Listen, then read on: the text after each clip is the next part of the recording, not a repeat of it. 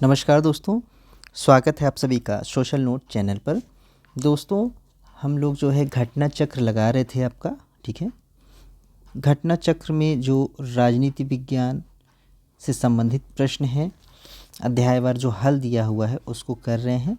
और यह आपका टीजीटी, पीजीटी, यूजीसी नेट, अन्य पर जो भी परीक्षाएं हैं उनमें शिक्षक भर्तियां सभी में ये पूछा जाता है और उसी को लेकर के हम लोग पढ़ रहे थे। तो पिछली वीडियो में हम लोगों ने देखा हुआ था प्रजातंत्र के बारे में या लोकतंत्र के बारे में पढ़ रहे थे, ठीक है। तो वहाँ लगभग हम लोगों ने 38 प्रश्नों को किया हुआ था और आज उसी के आगे यहाँ से हम लोग कंटिन्यू करेंगे। तो आइए शुरुआत करते हैं और देखा जाएगा आज के प्रश्नों को। देखिएगा, 39वां प्रश्न है, लोकतंत्र जनता का, जनता के लिए, जनता द्वारा शासन है। लोकतंत्र की यह परिभाषा किस विद्वान की है? यह बहुत ही इंपॉर्टेंट क्वेश्चन है और कई बार ये पूछा हुआ भी है और पूछे जाने की संभावना भी है। Abraham Lincoln, doctor Beni Prasad, Ginsburg या गार्नर? तो दोस्तों सही उत्तर क्या हो जाएगा? Abraham Lincoln. ऑप्शन यहाँ पर ए राइट हो जाएगा। अगला प्रश्न देखिएगा, मतों को गिना नहीं बल्कि तौला जाना चाहिए। यह क्वेश्चन भी रिपीट करता है बार बार, तो इसको भी ध्यान से देखिएगा। ओंग है, रेन, जे.एस. मिल है, फाइनर है दोस्तों। तो इसके सही उत्तर हो जाएंगे जे.एस. मिल महोदय। ऑप्शन यहाँ पर सी राइट हो जाएगा। इसकी व्याख्या पढ़ना जरूरी है। मिल का कथन है कि मतों को गिना नहीं बल्कि क्या, तौला जाना चाहिए। जे.एस. मिल का विचार है कि शिक्षित और योग्य व्यक्तियों को अज्ञानी एवं मूर्ख व्यक्तियों की तुलना में बहुमत का अधिकार प्राप्त होना चाहिए, ठीक। मतलब कि जो व्यक्ति शिक्षित और योग्य हो उसको अज्ञानी और मूर्ख व्यक्ति की तुलना में जो है अधिक अधिकार होना चाहिए, मतलब अधिक मत का अधिकार होना चाहिए, ठीक है। ये बात इंपॉर्टेंट है यहाँ से, इसलिए इसको मैं हाईलाइट कर देता हूँ, आप लोग इसको देख लीजिएगा। आगे कहते हैं कि ज्ञातव्य है कि इसी प्रकार का विचार सिजविक ने भी दिया है। तो यह भी यहाँ पर इम्पोर्टेंट है कि इस प्रकार का विचार पूछ लेगा कौन देता है इसमें से, तो वो है सिजविक महोदय, ठीक है, याद रखिएगा, सिजविक, ठीक। अन्य महत्वपूर्ण तथ्य क्या है कि जे.एस. मिल के निर्वाचन संबंध में विचार, मिल ने लिंग के आधार पर, ठीक है ना, लिंग के आधार पर क्या किया है? भेदभाव को स्वीकार नहीं किया है। यह क्वेश्चन पूछता है कि लिंग के आधार पर भेदभाव कौन स्वीकार निम्न में से नहीं करता है, तो वहाँ पर ऑप्शन आप मिल लगाएंगे। और साथ ही साथ महिला मताधिकार की भी वकालत करते हैं, कौन? मिल। बहुत ही इंपॉर्टेंट पॉइंट है ये, ध्यान से आप देखिएगा, ठीक है। फिर है, मिल के अनुसार मताधिकार उन्हीं को प्राप्त होना चाहिए जो निश्चित शैक्षणिक योग्यता रखते हो। इनका मतलब क्या है कि जो शिक्षित हों उन्हीं को क्या हो, मत का अधिकार मिलना चाहिए, ठीक है। तो यह भी एक इम्पॉर्टेंट पॉइंट है। अगला देखिएगा, मिल ने गुप्त मतदान का विरोध किया है। किसका विरोध किया है? गुप्त मतदान का। ऐसे पूछ लेगा सीधे सीधे, गुप्त मतदान का विरोध कौन करता है? तो मिल। खुले मतदान को उचित ठहराते हैं। खुले मतदान का कौन मतलब उचित ठहराता है या कौन बल देता है उचित मतदान पर? तो वह मिल हो जाएंगे, ठीक है। ये भी इम्पोर्टेंट पॉइंट है। मिल के अनुसार संसद की तानाशाही प्रवृत्तियों पर अंकुश रखने के लिए द्विसदनीय संसद उपयोगी होगा। अब यहाँ से देखिए, ये भी इम्पोर्टेंट पॉइंट बन जा रहा है कि द्विसदनीय संसद की बात कौन करता है, तो वह आपके मिल हो जाएंगे, ठीक। आगे आएंगे, ज्ञातव्य हो कि बेंथम एक व्यक्ति एक मत के समर्थक हैं। बेंथम क्या? एक व्यक्ति एक मत की बात करते हैं, ठीक है। ये भी इम्पोर्टेंट पॉइंट है, बेंथम का भी यहाँ से ध्यान रखेंगे। आगे चलते हैं।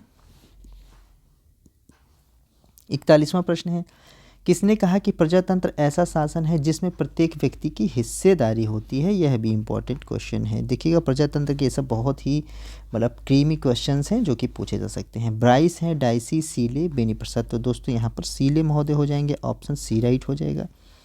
देखिएगा कि सीले क्या कहते हैं कि लोकतंत्र एक ऐसा शासन है जिसे प्रत्येक व्यक्ति की हिस्सेदारी होती है। लोकतंत्र के विषय में सीले का यह परिभाषा डाइसी के लोकतंत्र संबंधी परिभाषा से इस अर्थ में भिन्न है कि डाइसी क्या कहते हैं कि लोकतंत्र को बहुमत का भागीदारी के रूप में परिभाषित करते हैं, जबकि सीले प्रत्येक व्यक्ति की भागीदारी की लोकतंत्र की विशेषता मानते हैं। ये बहुमत की भागीदारी में विशेषता को परिभाषित करते हैं और सीले जो है व्यक्ति की भागीदारी में। देखिएगा, 2 पॉइंट है। बहुमत की भागीदारी की बात कौन करता है? तो डाइसी। व्यक्ति की भागीदारी की बात करते हैं तो वह सीले, ठीक है। तो यहाँ से ये 2 पॉइंट निकल के आ रहा है, तो इसको आप लोग नोट डाउन कर लीजिएगा। देखिए, ये सब पॉइंट जो मैं बताता रहता हूँ ये नोट डाउन करेंगे, आगे आपको बहुत काम आने वाला, विश्वास मानिए, ठीक है। बाकी ये आप लोग पढ़ लीजिएगा, जो इम्पोर्टेंट था वो मैंने बता दिया है। 42वां प्रश्न है, किसने कहा लोकतंत्र वह शासन है जिसमें प्रत्येक व्यक्ति भागीदार होता है? तो दोस्तों ब्राइस हैं, सीले, लिंकन, उपयुक्त में से कोई नहीं, तो दोस्तों सीले हो जाएगा, ऑप्शन बी राइट हो जाएगा। प्रत्येक व्यक्ति भागीदार होता है, अभी ऊपर आपने देखा हुआ है।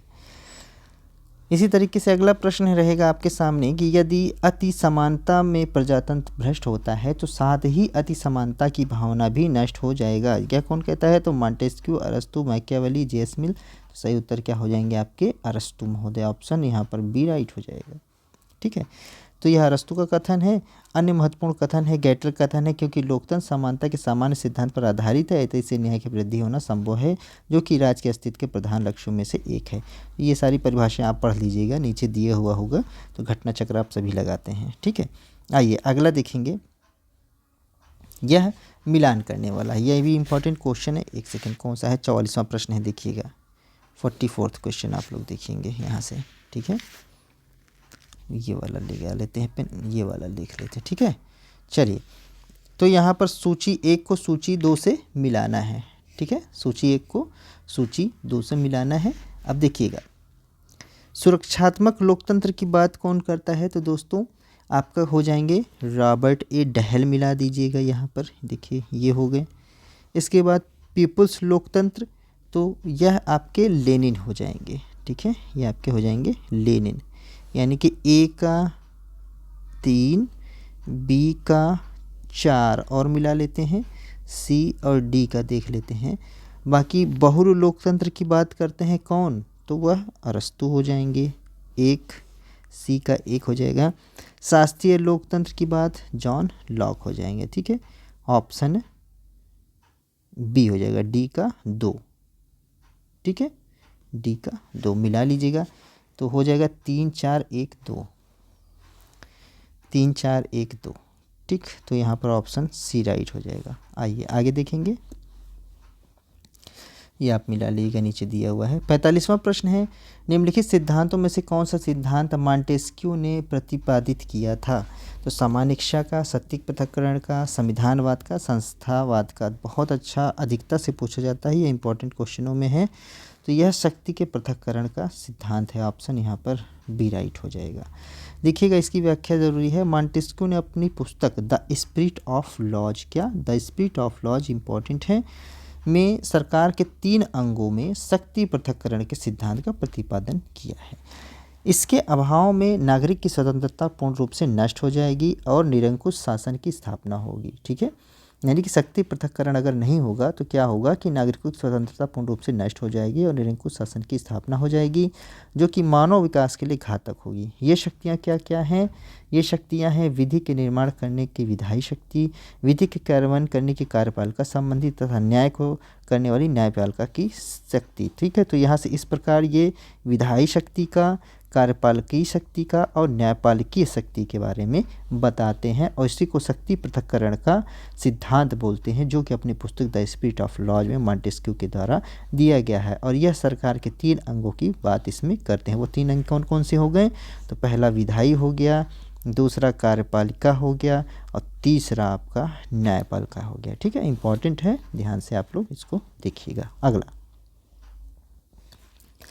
46वां प्रश्न है, प्रजातंत्र वह शासन पद्धति है जिसमें अंतिम शक्ति निवास करती है किसमें? जनता में, राजनीतिज्ञों में, लोक सेवकों में, नौकरशाहों में। तो दोस्तों प्रजातंत्र कैसी शासन पद्धति है? तो उसकी अंतिम शक्ति जनता में निवास करेगी, तो ऑप्शन यहाँ पर ए राइट हो जाएगा। ये तो सभी को आता रहेगा। ठीक है, तो ये आप पढ़ लीजिए, गार्डनर के अनुसार, मिल के अनुसार क्या क्या बताते हैं बातें, तो ये जनरल सी बात है। अगला देखते हैं, 47वां प्रश्न है आपके सामने कि निम्नलिखित में से कौन लोकतंत्र का आवश्यक अभिलक्षण नहीं है? लोकतंत्र का आवश्यक अभिलक्षण नहीं है।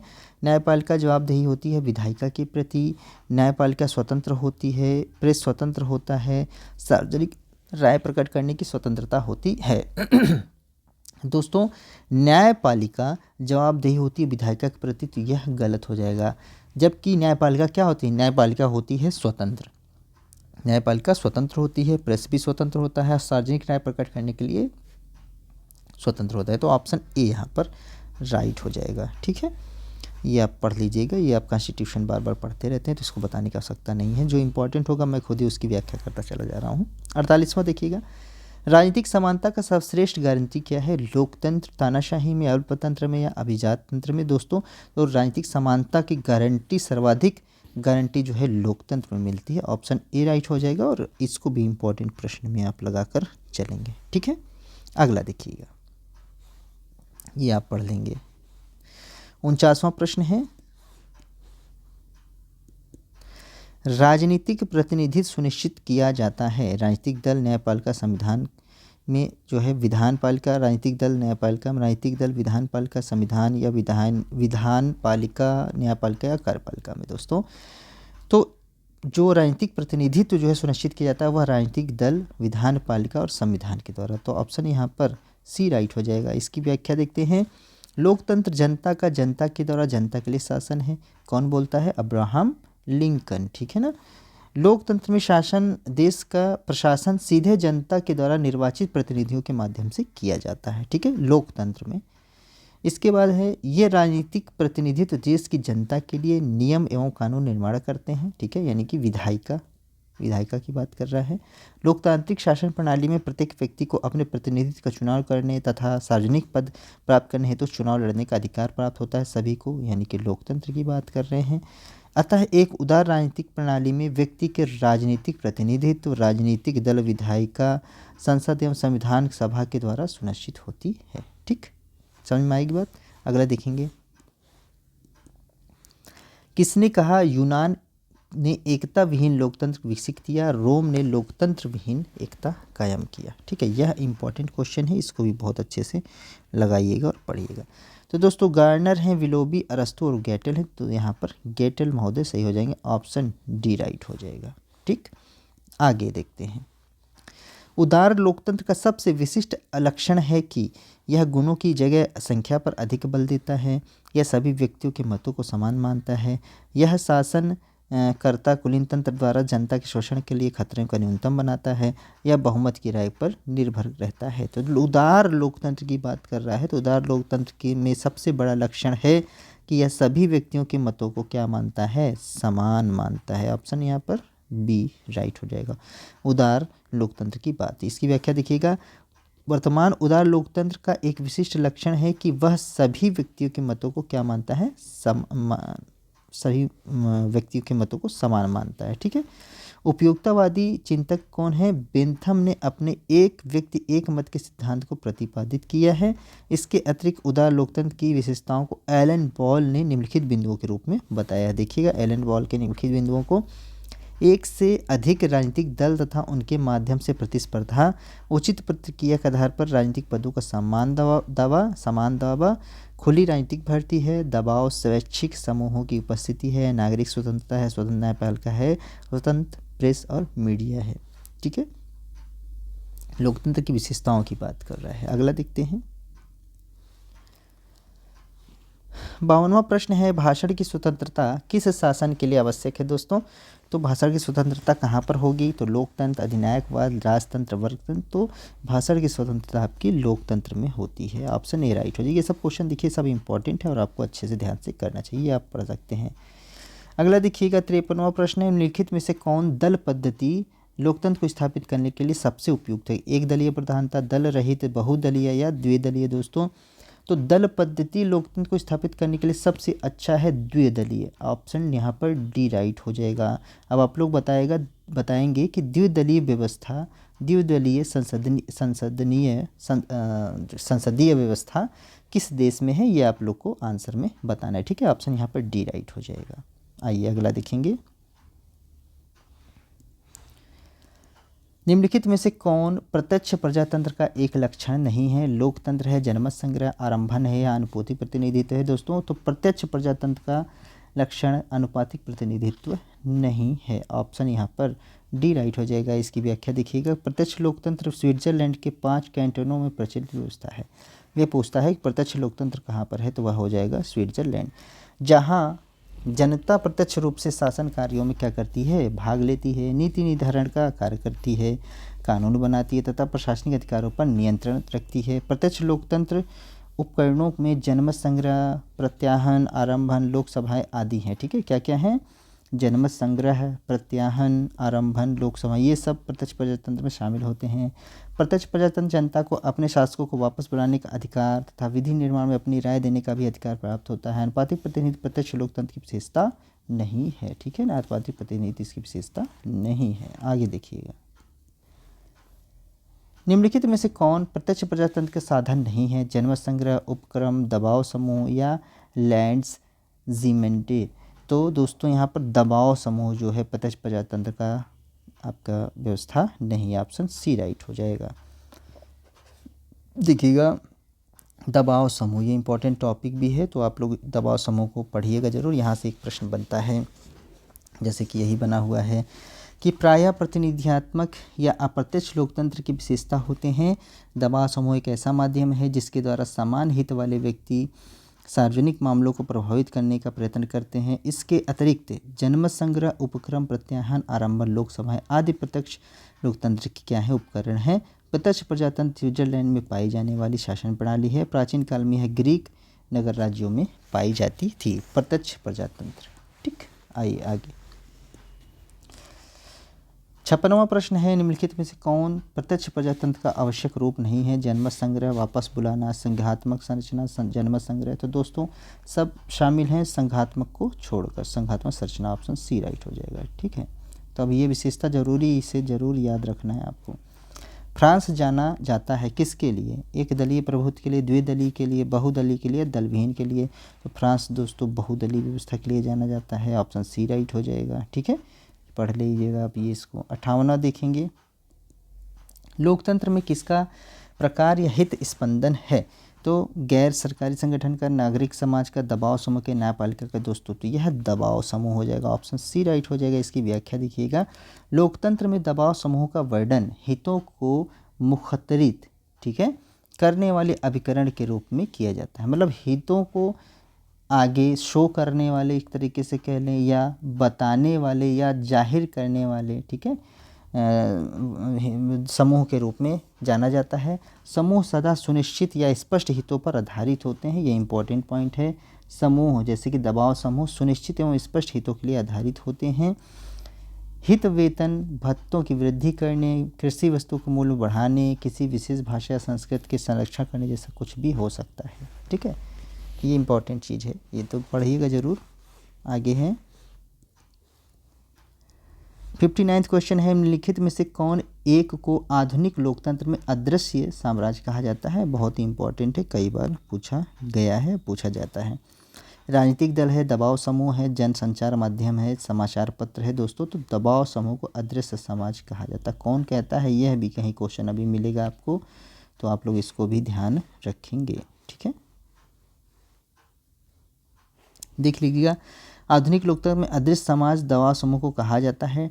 डी मैकिन दबाव समूह को अदृश्य समाज कहता है। देखिए यहीं पर मिल गया, तो आप लोग ये याद रखिएगा।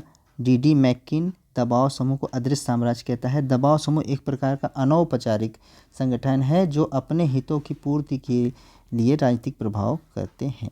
ठीक है, बाकी ये आप लोग देखिएगा, ये पढ़िएगा, इंपॉर्टेंट है।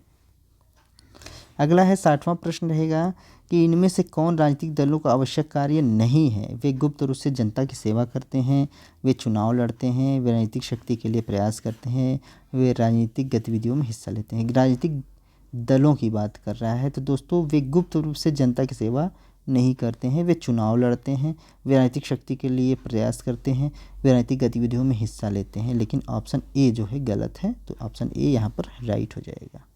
ठीक है, आगे देखिएगा,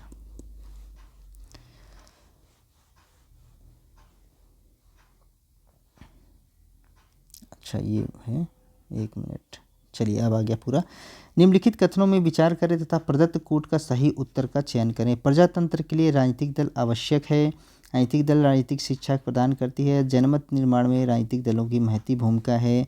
राजनीतिक दलों को उद्देश्य सत्ता प्राप्त करना है। तो दोस्तों यहाँ पर देखिएगा क्या बोल रहा है, ए और सी सत्य हैं, तो ए भी सत्य है और सी भी सत्य है। प्रजातंत्र के लिए राजनीतिक दल आवश्यक हैं, तो बिल्कुल सही बात है। सी क्या है, जनमत निर्माण में राजनीतिक दलों की महती भूमिका है, बिल्कुल सही है। जनमत निर्माण में राजनीतिक दलों की भूमिका होती है। फिर क्या है कि राजनीतिक दल राजनीतिक शिक्षा प्रदान करते हैं, ये भी सही है। और राजनीतिक दलों की उद्देश्य सत्ता प्राप्त करना होता है, ये भी ठीक है। तो सभी उपयुक्त सभी ठीक हो जाएंगे, ऑप्शन सी राइट हो जाएगा यहाँ।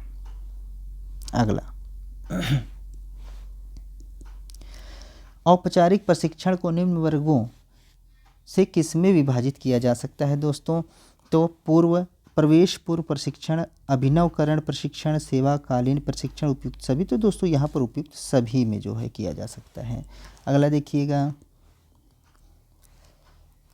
जनमत निर्माण के साधन हैं प्रेस, राजनीतिक दल, दूरदर्शन, शेयर बाजार। तो दोस्तों यहाँ पर क्या क्या हो जाएगा? प्रेस तो है ही है जनमत निर्माण के लिए, राजनीतिक दल है और दूरदर्शन है। शेयर बाजार नहीं है, शेयर बाजार अलग चीज़ है, शेयर मार्केट जिसको आप जानते ही होंगे, ठीक है। मुंबई में है, जिसको निफ्टी के नाम से आप जाना जाता है। तो यहाँ पर क्या हो जाएगा? क ख ग, क ख ग, ये है सी ऑप्शन यहाँ पर राइट हो जाएगा, ठीक है। अब ये पूछता है पब्लिक ओपिनियन के बारे में, क्वेश्चन जरूर पूछता है, तो ध्यान से लगाइएगा उसको। निम्न में से किस एक देश में संवैधानिक राजतंत्र है?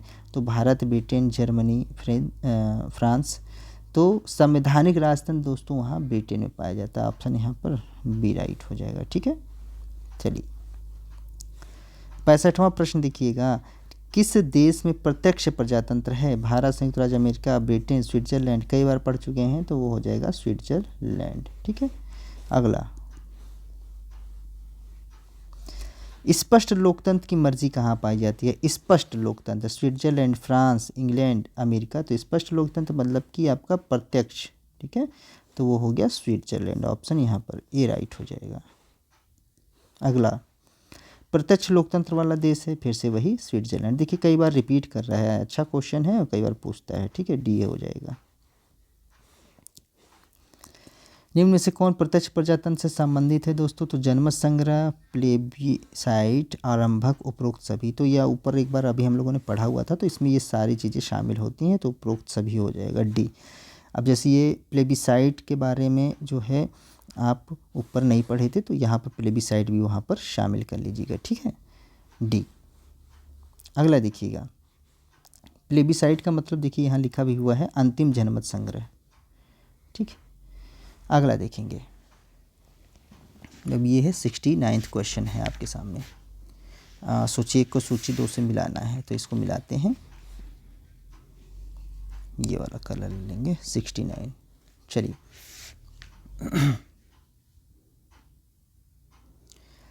अब देखिए यहाँ पर मिलाना है, तो भारत में हो जाता है जनतंत्र, है ना, और नेपाल में भी जनतंत्र हो चुका है, ठीक है। नेपाल में भी जनतंत्र हो चुका है, जब आज़ाद हुआ है। पहले राजतंत्र था, फिर यहाँ पर भी जनतंत्र हो गया है। पहले का सोवियत संघ,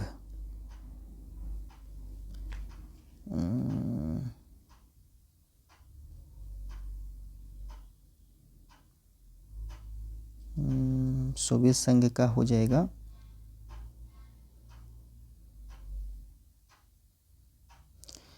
ईरान। देखिए ईरान तो ये धर्मतंत्र हो जाएगा, ठीक है, धर्मतंत्र है ईरान में।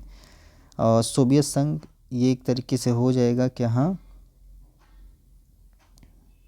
सोवियत संघ में जो है समाजवादी गणतंत्र इसको बोलते हैं, क्या? समाजवादी गणतंत्र, समाजवादी गणतंत्र। देखिए इसमें से कोई मिल नहीं रहा है, तो इसलिए इसको लगा पाना थोड़ा सा हमें लग रहा है कि ये क्वेश्चन देखना पड़ेगा आपको, है ना। तो इसमें से कोई मिल नहीं रहा है, ठीक है। बाकी भारत और नेपाल देखिए जनतंत्र है यहाँ पर जो अभी का है, और सोवियत संघ को समाजवादी गणतंत्र कहा जाता है, ठीक है ना। बहुदलीय व्यवस्था पहले का सोवियत संघ की बात कर रहा है, तो समाजवादी गणतंत्र है, ये लिख लीजिएगा आप, समाजवादी गणतंत्र, ठीक है। और ईरान में धर्मतंत्र है, ठीक है, धर्मतंत्र, या ईरान एक क्या है, इस्लामिक गणराज्य है, इस्लामिक गणराज्य है, ठीक है। इस तरीके से इसको समझ सकते हैं। तो यहाँ से कुछ मिलेगा नहीं, तो आप लोग इसको देख लीजिए, यहाँ से आप पढ़ लेंगे इसको। आगे देखते हैं, अगला प्रश्न है, निर्णय संबंध में निम्नलिखित में से कौन एक सत्य नहीं है? निर्णय के संबंध में यह विभिन्न विकल्पों में से किसी एक का चुनाव करने के लिए प्रक्रिया है, ये तो सही है। इसमें सर्वोत्तम विकल्प चुनने की स्वतंत्रता प्राप्त होती है, ये भी ठीक है। यह योजनाओं एवं नीतियों को सही चुनाव नहीं करता है, तो दोस्तों ये सही चुनाव करता है। एक तरीके से देखिए, निर्णय संबंध होता है, सही चुनाव करे, तो ऑप्शन सी ही राइट हो जाएगा।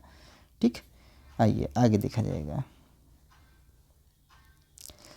71वां प्रश्न है आपके सामने कि प्रत्यक्ष लोकतंत्र में यह व्यवस्था रहती है कि यदि जनता के निर्वाचित प्रतिनिधियों या अधिकारियों का व्यवहार संतोषजनक ना हो तो जनता उसे पद से हटाकर उसकी जगह नए प्रतिनिधि को चुन सकती है। इस पद्धति को क्या कहा जाता है? एंड वेरी इंपॉर्टेंट क्वेश्चन, इसको भी लगाइएगा। प्रत्याहन बोलेंगे, परिप्रेक्षा बोलेंगे, जनमत संग्रह बोलेंगे, उपक्रम बोलेंगे। दोस्तों जब उसको हटाकर उससे पद से हटाकर दूसरे प्रतिनिधि चुन लिया जाता है तो उसको प्रत्याहन बोलते हैं। ऑप्शन यहाँ पर ए राइट हो जाएगा। बहुत इंपॉर्टेंट क्वेश्चन है, ध्यान से इसको लगाइएगा। ठीक है, 72वां प्रश्न है द्वितीय सदन का विद्यमान स्वतंत्रता की गारंटी व कुछ सीमा तक अत्याचार के विरुद्ध सुरक्षा भी है। यह किसका कथन है? इंपॉर्टेंट है।